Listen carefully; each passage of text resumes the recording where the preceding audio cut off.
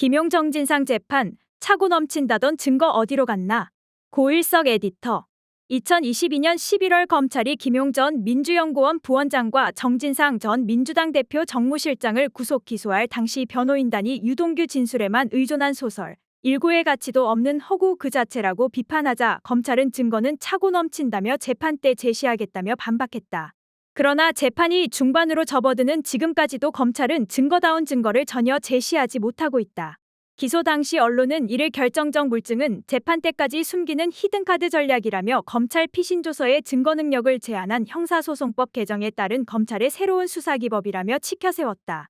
또한 이몽주 메모, 업자로부터 빌린 차용증, 1억이 들어가는 종이상자 등 유동규가 주장하는 돈 조성 과정에 대한 검찰 주장을 시시각각 제시하며 필수 증거인 돈 전달 과정에 대한 증거도 확보되어 있어 재판 과정에서 공개될 것처럼 보도했다.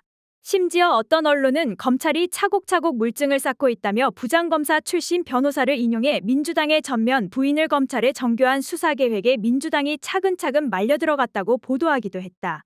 그러나 재판이 중반으로 접어들고 있는 지금까지도 검찰은 증거다운 증거는 전혀 제시하지 못하고 있다. 뇌물과 불법 정치자금 기부 사건에서 검찰이 가장 중요하게 입증해야 하는 사실은 돈 전달 부분이다.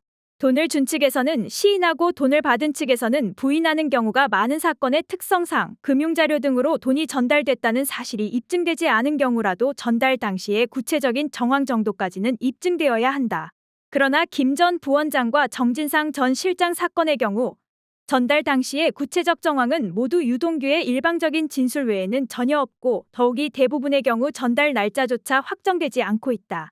언론은 기소 당시는 물론 재판에서 제시되는 유동규의 진술만으로 마치 돈 전달 과정에 대한 구체적 정황이 제시되고 있는 것처럼 보도하고 있지만 그것은 여전히 유동규의 일방적 주장일 뿐이다. 돈 전달 과정의 구체적 정황은 기부자뿐만 아니라 수수자 측의 정황도 입증되어야 한다.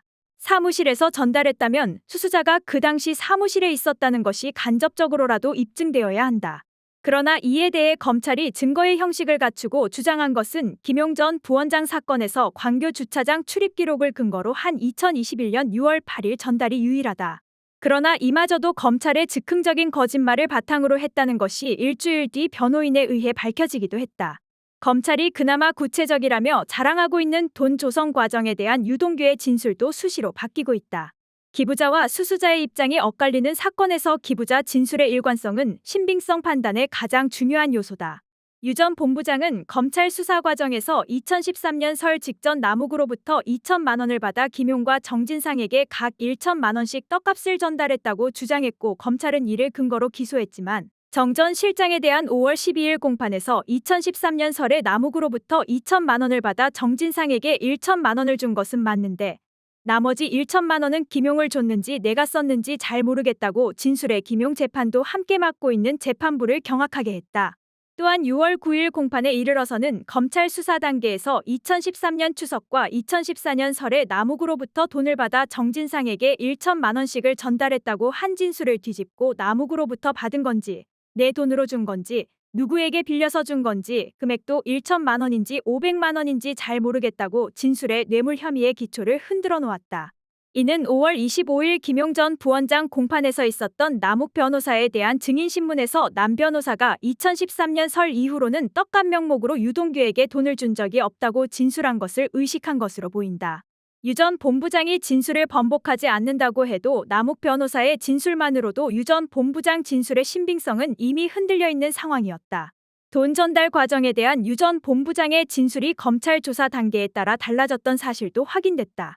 유 전 본부장은 정 전 실장에 대한 2014년 4월경 5천만 원 전달 혐의에 대해 2022년 10월 5일 조사에서는 성남시 금곡동 소재 아파트에서 CCTV를 피하기 위해 엘리베이터를 타지 않고 5층까지 계단으로 올라가 주거지에서 5천만 원을 줬다고 진술했다가 검사와의 장시간 면담 이후 이루어진 10월 17일 조사에서는 아파트 1층 현관 인근 어두운 곳에서 줬다고 번복했다.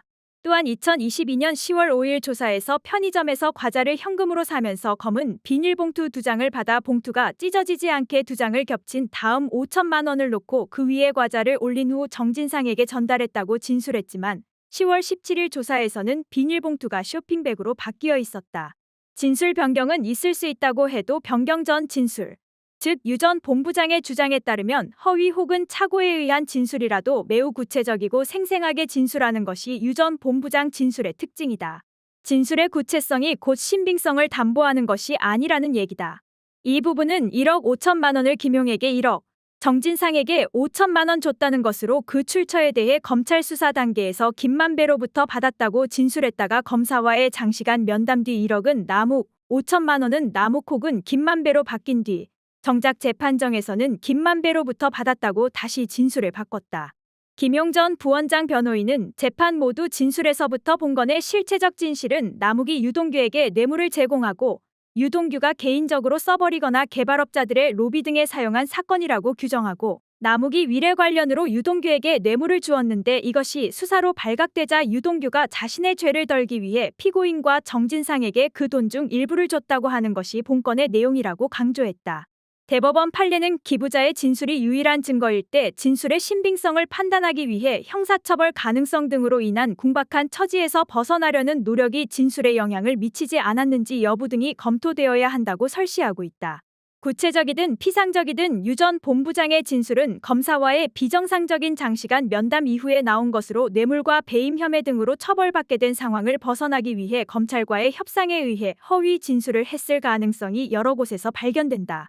특히 지난 9일 정전 실장 공판에서는 2013년 4월 16일 9천, 그 다음날 1천, 합계 1억 전달 혐의는 소위 심경 변화 이후에도 2개월 동안 진술이 바뀌지 않고 있다가 22년 11월 21일 남욱의 법정 진술 이후 그 다음날 정진상에게 준 것이라고 진술을 바꾼 정황이 제시됐다.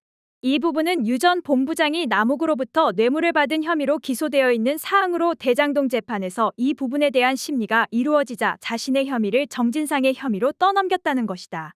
이처럼 김용 전 부원장과 정진상 전 실장에 대한 재판은 기소 이전부터 언론에 상세하게 보도된 유 전 본부장의 일방적 주장 외에 그 어떠한 증거도 제시되지 못하고 있다. 또한 이러한 주장조차 재판이 거듭될수록 변호인단에 의해 건건이 탄핵되거나 유 전 본부장 자신에 의해 번복되고 있다. 기소 당시 증거가 차고 넘친다고 했던 검찰의 호언은 최소한 현재 단계는 허언에 머물러 있다.